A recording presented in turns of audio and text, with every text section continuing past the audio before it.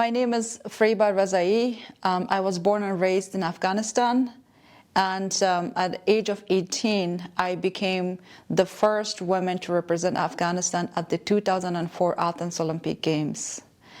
We were 5 athletes in total. There were 2 girls from Afghanistan and 3 boys.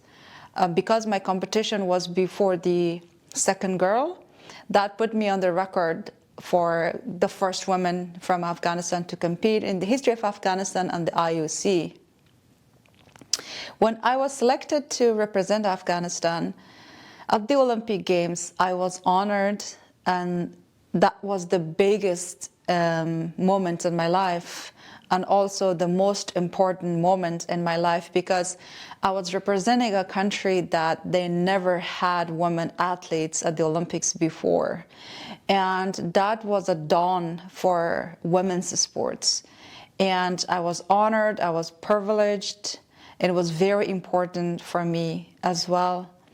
Although it was 20 years ago, but I still remember it like yesterday. I remember that day specifically when we were at the Kabul International Airport leaving for the Olympic Games. There was press, there were kids from school who came to support us with the Afghan flags. My family members were there.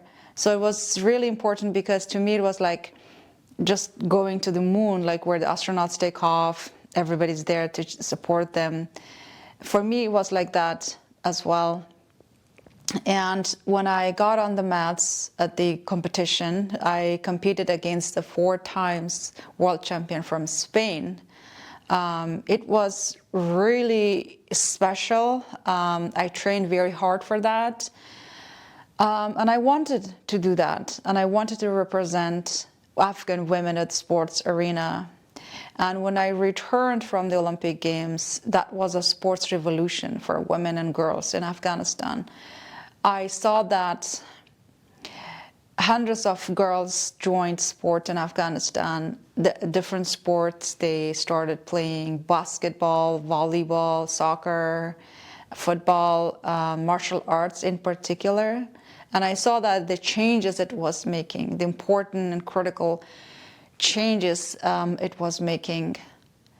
So things changed in Afghanistan. Many sports facilities opened, many gyms opened for Afghan women, and it was also a big shift from the conservative, traditional Afghan society into more modern, because they saw that the sport is normal for women and girls, and families started to allowing their girls, their daughters, to join different sports.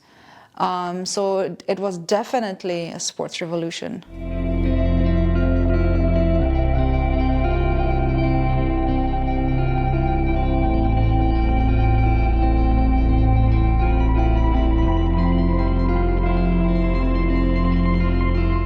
So during the 20 years of involvement from NATO countries, especially with the USA on the lead, we had a democratic regime. We had democracy, we had election process, we had human rights. Human rights and gender equality were not even near 50-50 gender ratio, but certainly things were making progress. Women's rights to sport was making progress.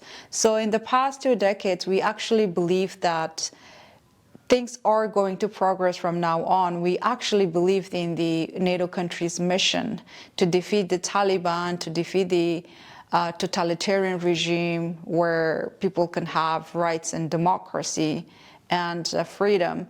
When the USA, especially, along with other NATO countries, started withdrawing their troops and their mission from Afghanistan, that was beyond devastation. That's beyond words what I can explain what happened to my family, to me, and to all the female athletes back in Afghanistan. Because when the Afghan Central Republican government collapsed, so did our rights, so did our freedoms, and so did our achievements and gains in the past 2 decades. I watched Afghanistan collapse live on the news, and I collapsed with it. I could not comprehend the fact that what happened, and also the betrayal from the NATO countries, from the European countries, because their presence in Afghanistan made a significant change. We were making differences. For example, many girls' school reopened, sports facilities reopened, civil rights were definitely making improvement. NGOs were increasing in Afghanistan. So everything was changing and going to good direction until the Taliban returned. And as soon as the Taliban returned in August 2021, they banned sport for women and girls in Afghanistan because they believe that sports is an indecent act for women and girls, and therefore it's forbidden. They don't allow women to participate in sport because they also believe that this is against Islamic values, against Afghan values, and because it brings visibility to women's body. And they also believe that sports only for men, for men and for men culture. So when they banned sport, they did not only ban, they have also imposed a strict punishment on women and girls if she is caught or seen going to any sports facility. So when the Taliban issued the edict and decree to ban women's sport, it was September 19, 2021. And all the female athletes I knew, whom I trained before or whom I knew before, they went immediately into hiding from the Taliban's persecution, from Taliban's torture and regime. And they contacted me by email, by WhatsApp, Messenger, however they could contact me to help them flee the Taliban regime so they are not persecuted by the Taliban.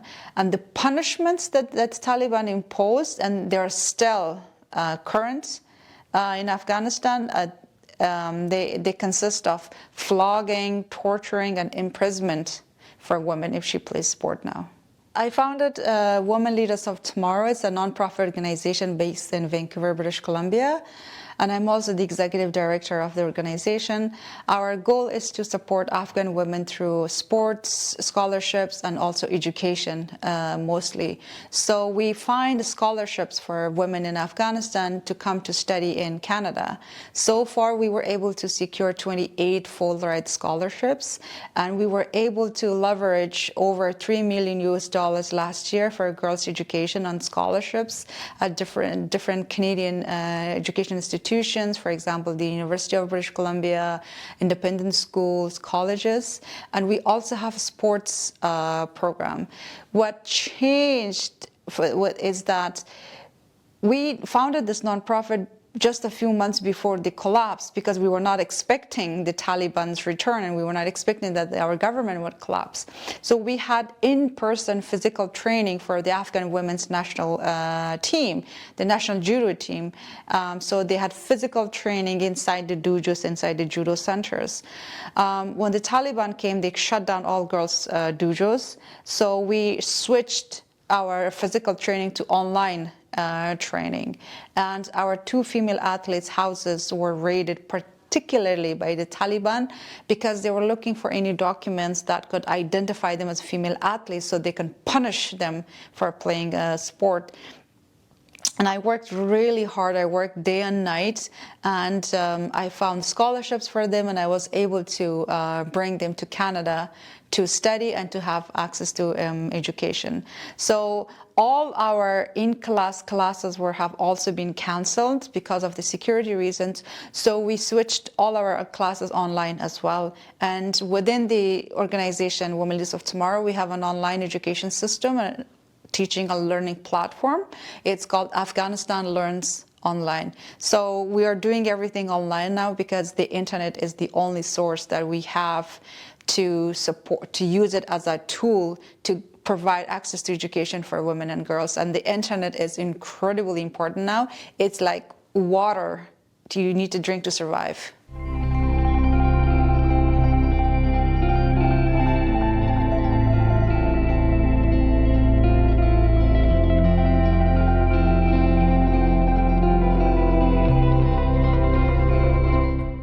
My message is that Human rights are universal. Human rights values are universal. Everybody's entitled to human rights, freedom, and democracy.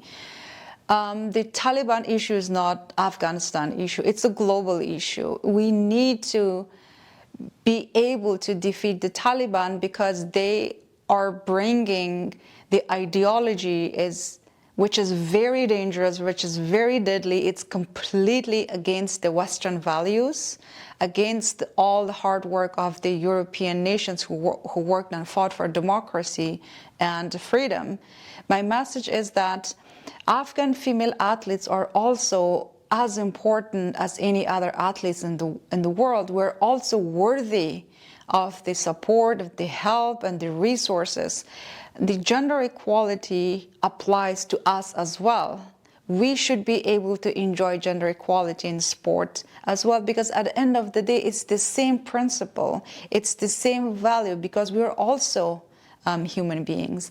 And I also want to thank the mayor of Paris, Anne Hidalgo, for being incredibly nice and incredibly supportive for women's rights in Afghanistan.